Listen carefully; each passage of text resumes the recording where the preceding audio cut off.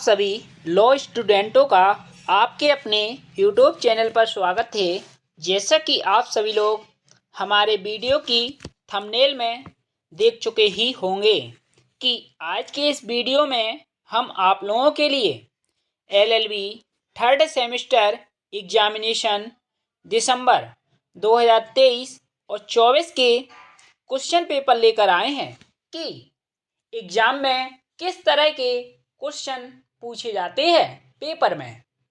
अगर आप एलएलबी या फिर बीए एलएलबी कर रहे हो तो यह वीडियो आप लोगों के लिए काफ़ी महत्वपूर्ण हो जाता है। अगर आपको किसी सब्जेक्ट के नोट्स या क्वेश्चन पेपर या फिर कोई डाउट है तो आप हमें कॉल भी कर सकते हो। डिस्क्रिप्शन बॉक्स में हमारा नंबर मिल जाएगा। आज का जो सब्जेक्ट है फैमिली लॉ, यानी कि फैमिली लॉ में हिंदू विधि का यह पेपर है। एग्जाम में जो पेपर पूछा जाता है 60 नंबर का पूछा जाता है, जिसमें 10 प्रश्न दिए जाते हैं। 5 प्रश्न आपको करने पड़ते हैं। प्रत्येक प्रश्न 12 नंबर का होता है। एग्जाम देते समय एक बात ध्यान रखिए, किसी भी प्रश्न को छोड़ना नहीं है। अगर आप छोड़ते हो तो नंबर नहीं मिलेगा। और एक बात और ध्यान रखिए, पेपर किसी भी यूनिवर्सिटी का हो, आप अपना सब्जेक्ट देखिए। आपके सब्जेक्ट में फैमिली लॉ यानी कि हिंदू लॉ का अगर पेपर है तो इसी पेपर के क्वेश्चन है जो उसी को ही तैयार कीजिए और हमारे वीडियो की प्लेलिस्ट पर चले जाइए। वहाँ पर आपको 4 साल पुराने पेपर मिल जाएंगे।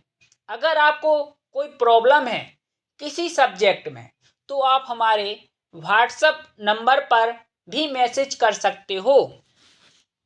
पहला प्रश्न पूछा गया था, हिंदू जन्म से होता है और बनाया भी जाता है, इस कथन की पुष्टि अथवा खंडन विधिक प्रावधानों एवं न्यायिक निर्णयों की सहायता से कीजिए।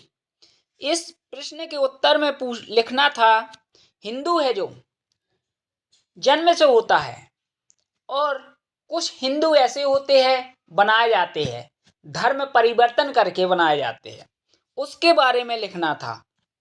आपके बाद दूसरा प्रश्न पूछा गया, हिंदू विधि के आधुनिक स्रोतों की व्याख्या कीजिए।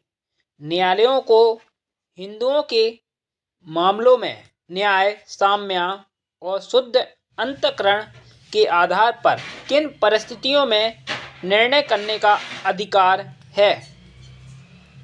तीसरा, हिंदू विवाह अधिनियम 1955 के अधीन वैध विवाह की शर्तों पर विस्तार से निबंध लिखिए। चौथा, हिंदू विवाह अधिनियम 1955 में वर्णित विवाह विच्छेद के विभिन्न आधारों का वर्णन कीजिए। पांचवा, संयुक्त हिंदू परिवार और सहदायित्व की व्याख्या कीजिए। सहदायित्व के अधिकारों का उल्लेख कीजिए। छठवां, हिंदू उत्तराधिकार अधिनियम द्वारा हिंदू परिवार की संपत्ति के उत्तराधिकार संबंधित मूलभूत परिवर्तन को विस्तार से समझाइए। सातवां, हिंदू उत्तराधिकार अधिनियम में उल्लेखित महिला संपत्तिक अधिकारों की व्याख्या कीजिए। आठवां, भरण पोषण की राशि का निर्धारण वास्तविक आवश्यकता एवं क्रय क्षमता के आधार पर किया जाएगा, इस कथन की व्याख्या न्यायिक निर्णयों की सहायता से कीजिए। इसके बाद नौवां, दत्तक ग्रहण की अनिवार्य शर्तों एवं विधिक प्रभाव का विस्तार से वर्णन कीजिए। 10वां, अवयस्क के संपत्ति एवं शरीर की संरक्षा की दृष्टि से प्राकृतिक एवं वसीयती संरक्षक के अधिकारों के मध्य अंतर लिखिए। यही 10 प्रश्न LLB third semester Hindu law के पेपर में पूछे गए थे।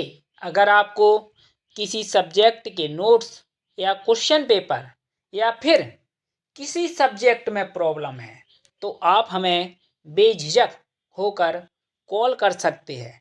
डिस्क्रिप्शन बॉक्स में हमारा नंबर मिल जाएगा।